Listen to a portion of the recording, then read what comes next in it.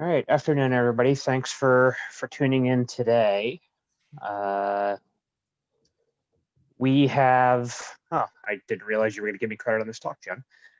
So we have a talk today from Jen Schopf, who's the PI of the EPOC Center, which is also a joint project with ESNet. And we wanted to present a little bit of an overview of the NSF CC Star program, which is the solicitation that should be out on the street right now and is due in early March, as well as October of this year.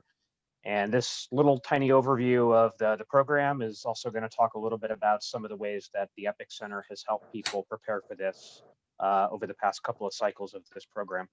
So I will turn it over to you, Jen, to give the overview. Great, thanks very much. Thanks everyone for coming out for this. We've done a couple variations of this back in December. Not much has changed. So what I'm going to do, I'm going to do a 2-minute overview of what EPOC is. I'm going to talk a little bit about how the CC Star program has changed from last year, and then I'm going to talk about how we can support CC Star submissions. I want to make a big note, though. What I'm about to tell you is based on our experience. If you have a question about the solicitation, if you have a question about your project in specific, we highly recommend you contact NSF and the NSF program officer, as they are the ground truth for this. So what I'm going to talk about really is just my opinion. EPOC started about 3 years ago now as a joint project between Indiana University and ESNet, actually as part of the CC Star program.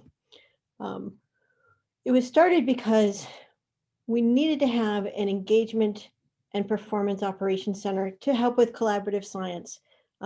All science today is collaborative science. You've got multiple partners, multiple data sets, multiple points of connection. So when something goes wrong, it's really hard to know where along that path the thing that's gone wrong is. We currently have 6 focus areas.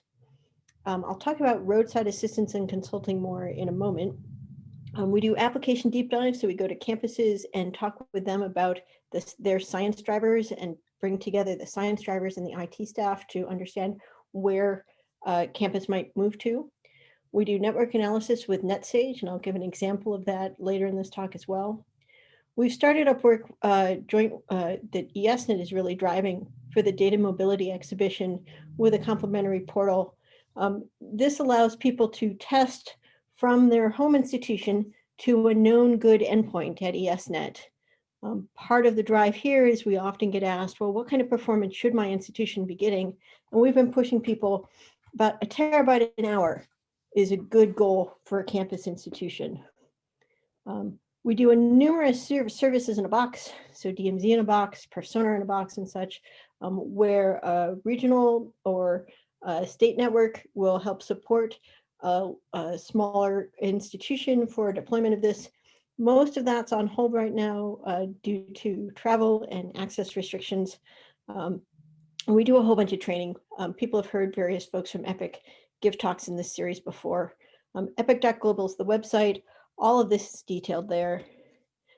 I wanted to talk a little bit more about roadside assistance and consulting because this really relates to not only if you've got questions about the CC Star solicitation or your data architecture for that, but in general, this is a general help desk. You send mail to epoc@iu.edu or contact any of us associated with the project, and we can give you advice on your data architecture. We can talk about how you're setting up a DTN or a DMZ. We can talk about data projections for science fields, what kind of performance you're expecting, how to help debug that performance.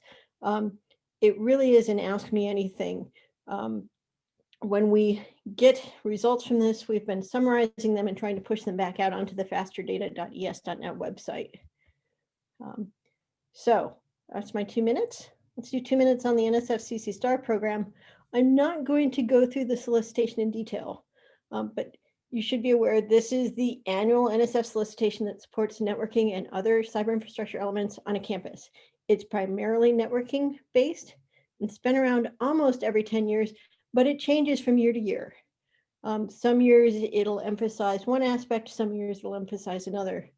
I highly, highly recommend reading the entire solicitation, even the pieces in the back that you think are boilerplate. Under the review criteria, for example, in the very far back, there are additional review criteria for the areas of the solicitation that you may be applying to that you need to make sure you address in your proposal. The program officers are Kevin Thompson and Deep Madi. Kevin is really the driving force behind this. There were some significant changes for 2021. The first was there are two deadlines, March and October. If you are thinking about applying for them both, think carefully. You cannot submit the same proposal twice. If you do, it's considered plagiarism and you won't get either of them funded. And you may not know about your March proposal before the October deadline, or if you do, you probably will hear about it in like mid-September if you're lucky. So the deadlines, while there's two of them, it really is pick one or the other. I would not personally try for both. Cyber team, which helps support some of the training aspects, was removed this year. Last year, they announced that was going to happen, though. The anticipated funding level and number of awards has changed, but those are always best estimates in any case, so I wouldn't take that too seriously. The core elements are really, really similar. The planning grant section got extended to have two different types of categories. In general, the same themes are there as previous versions of the solicitation. First and foremost, all of the areas are science-driven. You've got to have a science driver, a particular end-to-end use case that is driving the infrastructure you're requesting, whether it's network, compute, or otherwise. Each piece has a lot of requirements. This is one of the NSF solicitations with the most specifications for each part. Read through the sections, read them a second time, make a list. When Kevin talks about this program, one of the things he says is they put the requirements all in a box now. If you read through the text, there are more requirements than are in the summary boxes, just as so you're aware. One of the other things that stayed the same is the requirement of a campus cyber infrastructure plan. I've got a couple slides on that in a little bit. And the other thing that's the same is the documentation of partnerships. For all of your team, you need to have letters of collaboration for anyone who is in a co-PI. So for example, those science-driven requirements I mentioned in this first bullet, those scientists, if they are not co-PIs, and they really should be, consider that, you have to have a letter of collaboration. This solicitation allows you to have longer letters of collaboration. They don't constrain you to just the 2 sentences of acknowledgement that is listed in some of the NSF guidance material, which is nice. So you can actually put some more details in there, but you've got to have those letters, and they can take a long time to get from your science partners. If you're thinking about applying for the March deadline and you haven't started working on those, you really need to get going on that, because it will take you much longer than you think it should. So let's talk about what we can do to help you out for your CC Star solicitation. We've set up a website, which is actually referred to in the solicitation itself. Sorry, I keep looking over here because I have it printed out. And it lists these 5 areas that I'll walk through. The first one is identification of your science drivers, reviewing your data architecture plans, talking to you about measurement and monitoring plans, pointers to the campus cyber infrastructure plans, and letters of collaboration. So science drivers are really a fundamental driving force behind the solicitation. And actually across NSF, not just the solicitation, you've got to make the argument of how this is going to help science somehow. In an ideal world, we'd all be able to say, well, you know, I'm working with Jo Smith. She's a chemist. She's doing this really great molecular study. If I could put in place this science DMZ, she could move her data this much faster and get 3 more publications a year. Actually being able to say something that specific is quite challenging, but you can work directly with a science team and get something close to that. Something close to why do they need the infrastructure that you're putting in place. The common missteps we've seen on this in the past You know, my scientist, Dr. Chemist, says that she needs more storage. But the proposal I want to write is for a science DMZ. If you can't make the argument that somehow the science DMZ will get her access to more storage or meet her need, this is not a good science driver for you to use. You need to think about how these are aligned. Often, you also need to think about the end-to-end cyber infrastructure supporting the infrastructure that you're requesting. If you're requesting a piece of gear that to support 100 gig transfers, for example, you need to make sure that the rest of the infrastructure around it can also support that. Another misstep we've seen are the science drivers are too general. So for example, you say you're going to support high energy physics as opposed to, in this case, I said Dr. Chris Smith's virus modeling project. Okay.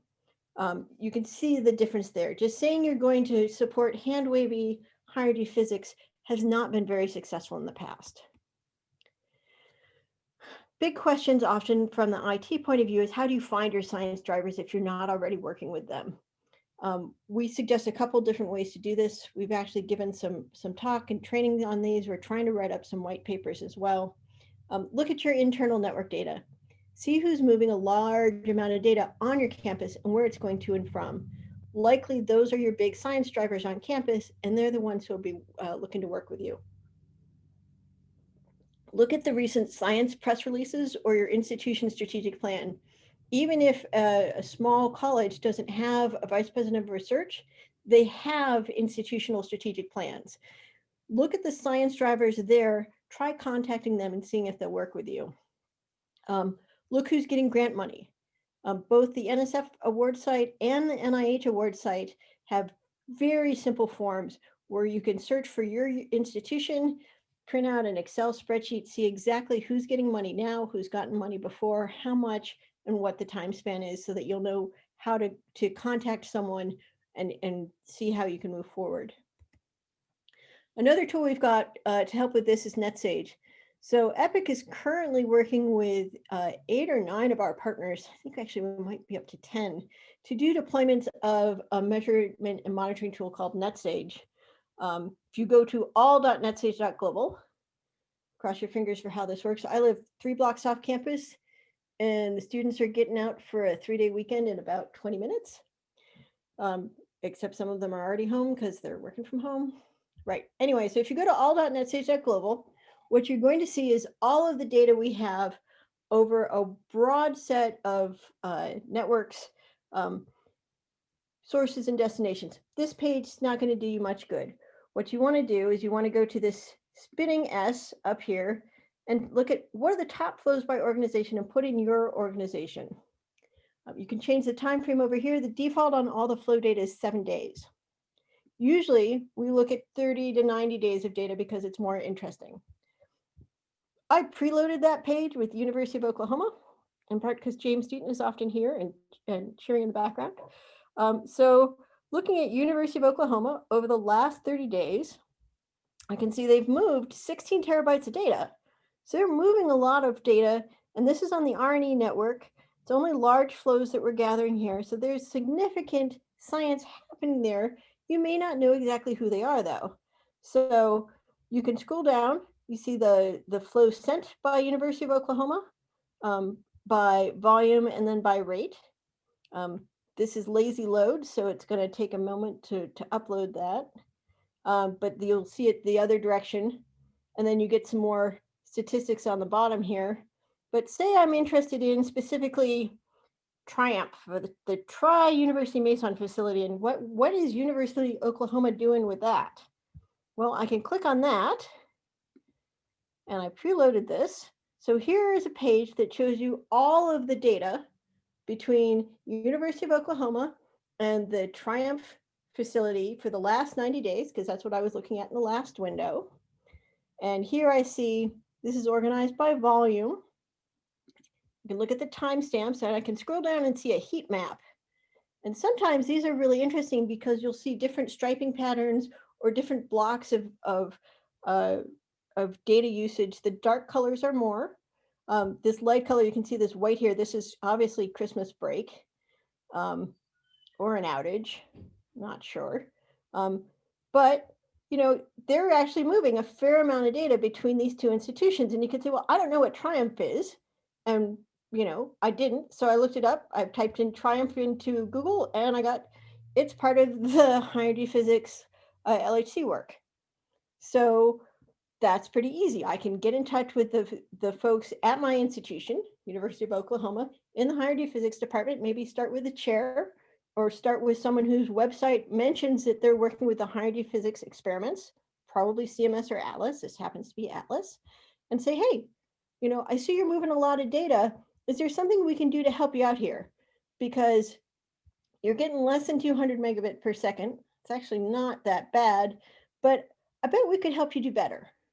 I bet we could put in place something, because the part of this that's always slow is within the campus. The campus edge to campus edge is almost never the problem. It's almost always within the campus itself. Okay, so I'm going to try to review. That's still sharing?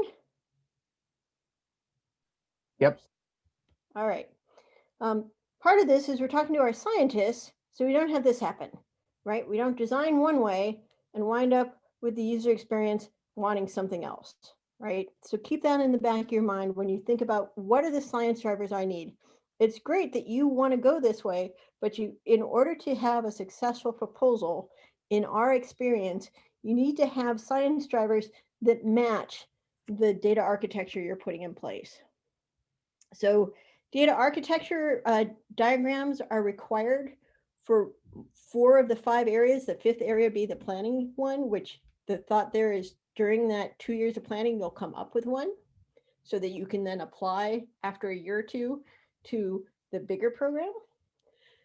Data architecture review is more than just the network, right? You need to talk about the firewalls. You need to talk about the endpoint machines, perhaps. You need to look at the whole end-to-end path for your science. The biggest missteps we've seen here in the last 2 years, the first one is vendors. It is often helpful to work with a vendor to see what they can offer you and what their pricing will be. However, we've often seen vendors offering solutions that meet the vendor's needs, but not your needs. And the vendor's needs are almost never what the scientist needs. It's unfortunate, but it's there. It's important that you have this end-to-end match I talked about previously. The vendor is only going to look at their one specific component. You need to look at that in your larger environment and ecosystem. And you really need to try to connect how this will be used to what will be used, right? So that you don't wind up with this experience, right? So that you're building something that people are going to work around. Looking over the comments from the last 2 years, we got a fair number of security and intrusion detection systems questions. We work with Trusted CI on this. Vaughn Welch, who also happens to be at IU, is a great resource.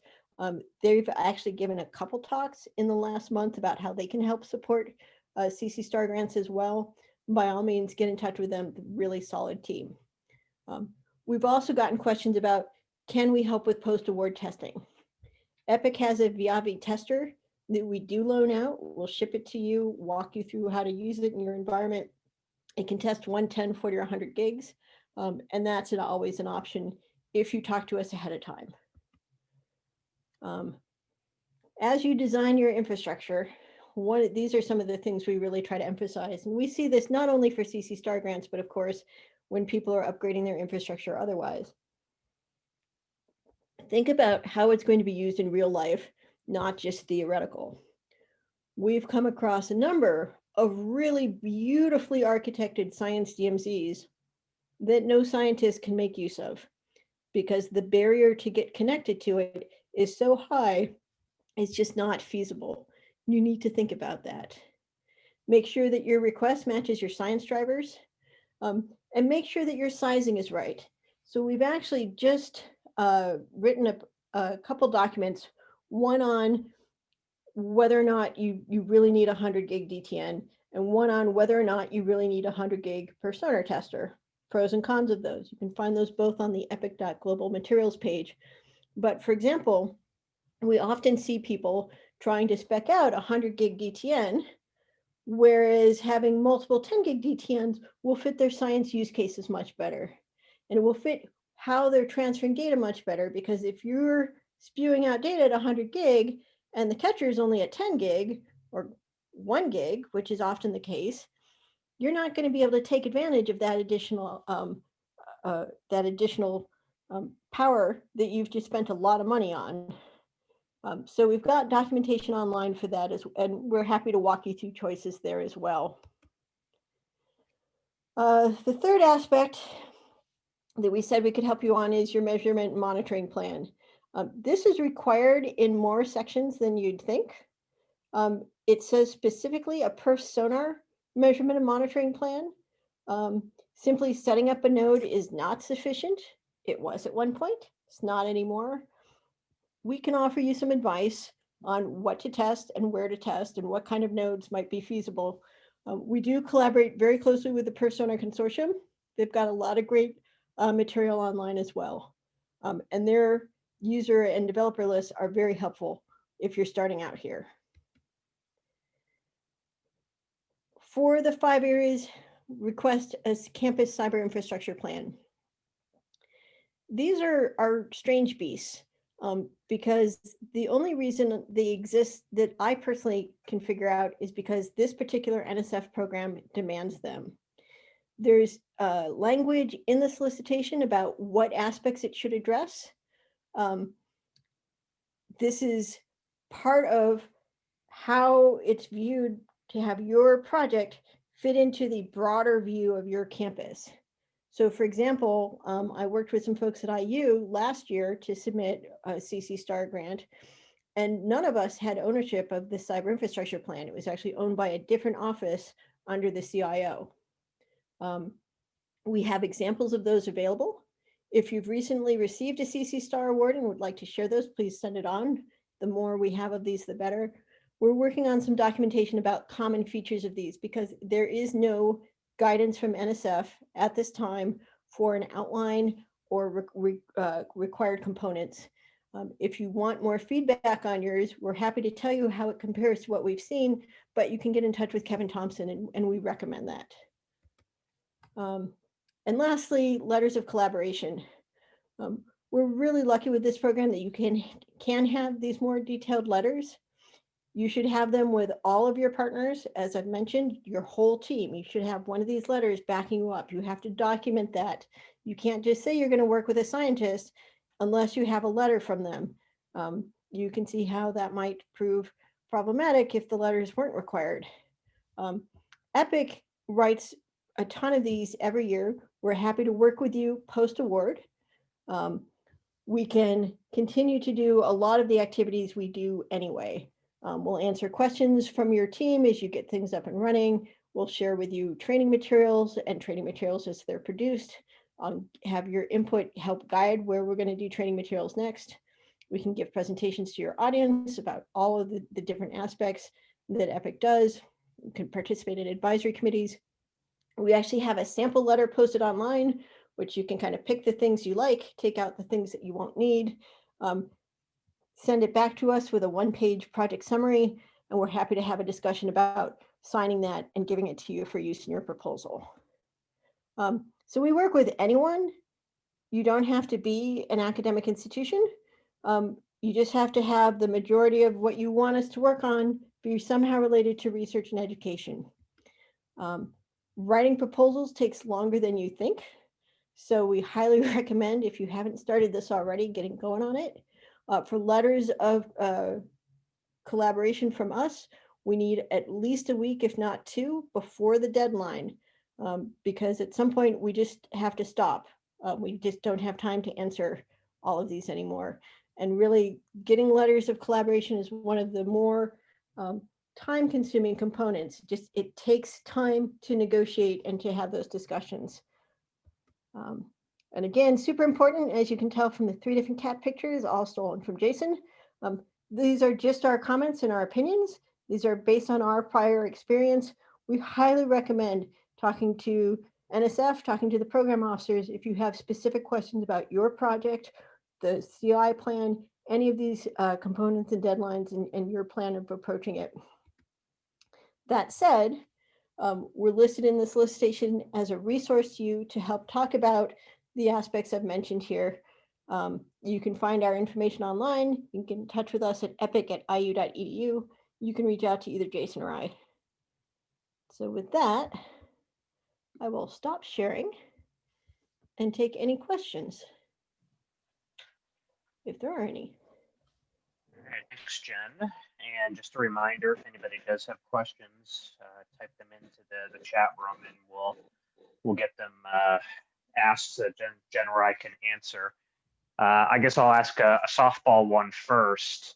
What has EPIC been discovering with regards to science drivers on campus? What are some of the more common things that people are hearing, and then in turn, how are they able to sort of translate that into a request that can be put into the proposal to try to support a little bit better?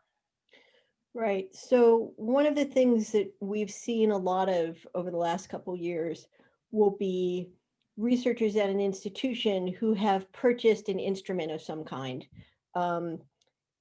Various kinds of electron microscopy have been very, very popular, and they don't think ahead of time about how that instrument is connected via their campus or to the external world or wherever they're trying to put or retrieve data sets from. So often you can find out where new large instruments are from, your sponsored research office or the VPR or these press releases. If you're going to buy a $20-30 million machine, chances are your institution's going to do some kind of press release. They probably need help moving data even just around your campus, let alone between campuses. And that's just one example. We see a lot of these larger instruments that can completely overwhelm a network without anyone having thought of, the role of the network in that.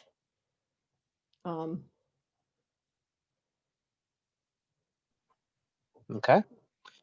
And I guess I'll sort of ask a poll the audience question if anybody wants to put their answers into chat. I know I see a bunch of people on here that are previous awardees, either from a regional perspective or from a campus perspective.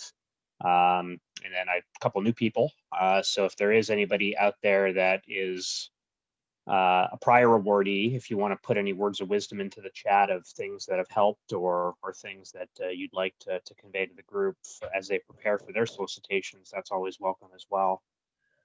One of the other questions we've gotten a lot of this year, because there are these two deadlines, is how to take advantage of that with respect to kind of building up your cyber infrastructure over time. So the planning grant piece has been expanded.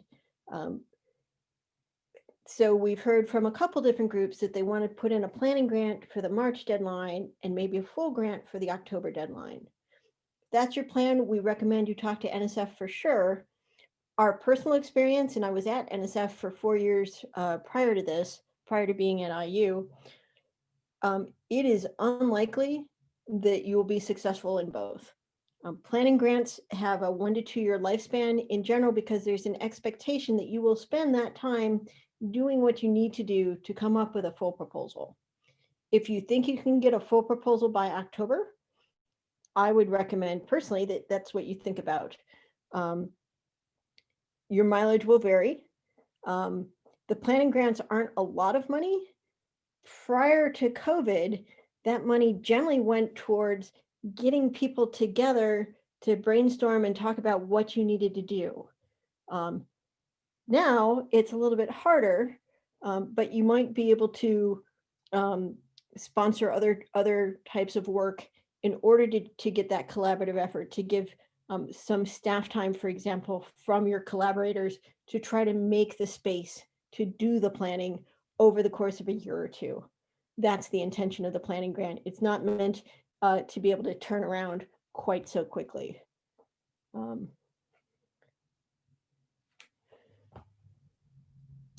Looks like we have a quiet crowd today. No, nobody's Well, typing anything this in. is like the third version of this that at least a couple of you have seen. Trying to think of other questions we've gotten before. There's a couple other teams that are mentioned in this. For example, if you're looking at the compute portion, it mentions some contacts to PATH, which is the follow-on from the Open Science Grid. The CARC Emerging Centers Group is going to have a talk on that. I think it's the 27th, if you're particularly interested in that component. Trusted CI also gave at least one, if not two, talks on how they can help you out. They've got a website set up, and I believe they've got videos as well for the advice that they can offer on this program. In general, this is a really great program to help you start to grow and develop your cyber infrastructure at a campus. For people who have been around for a while, so for example, IU itself has never gotten a track 1, the basic campus network, in part because my campus network team thinks that they just don't need it. They're in good shape and they're fine, and they've got the funding from other places. And that's great. But then, IU is also a place where there's over 600 of us that report up to the CIO. It's a really different institution than many of you are at. I think this is a great program to try to build and try for these things. Think about the science, though. You really need to have a science team. And James Newton brings up a good point in the chat, which is knowing your campus champions. That's true. So if you have been involved in Exceed at all, you may or may not have a campus champion on your site who has worked possibly with some of the application scientists and the Exceed resources that are out there. There's a directory per institution. Some places actually have multiple of these, other places don't. If your campus does not, you can see if there's other ones in the state that might have recommendations as well. And thank you, James. I did not include that in my science drivers talk. So. Yeah, and a second good point there is within a region, there's probably somebody in your state that has already had one of these, and working through the regional network is a good pivot point to sort of see if anybody has tread those grounds before, and to figure out if there's any tips or tricks to be successful in this space. Yeah. One of the bragging points for this program is that it has given awards to, I think it's 48 or 49 states and jurisdictions at this point. So almost every region has gotten some funding from this, including Guam 2 years ago for an exchange point. So, all right. Well, all right. Well, thanks everybody for tuning in. I'll make sure that we get this posted so that you can share it with anybody at your home institution or partner institutions if they want to see it as well. And just be aware of deadlines. As Jen said, this takes a lot longer than you think it's going to take. This isn't something you can slapdash together in a week. So in particular, if you are going to be working with your sponsored research office, reaching out to them now is a good idea. Especially if they need to create any NSF IDs or logins or get your bio sketches and all that great stuff in place. So those things always take a little bit of time, and they appreciate it if you put it on their radar versus just telling them that you're submitting it in a day. All right, well, thanks everybody. Next week's talk, which I think I have here, is going to be oh, there it is. Geronimo from Florida International and AMPATH, and he's going to be continuing on a talk that he gave 2 years ago on in-band network telemetry. So it's going to be a follow-up to that, and talking a little bit about how they're using it for the international links and the exchange point in Miami. So hopefully people can join that. Otherwise, have a good holiday weekend, and we'll talk to everybody soon.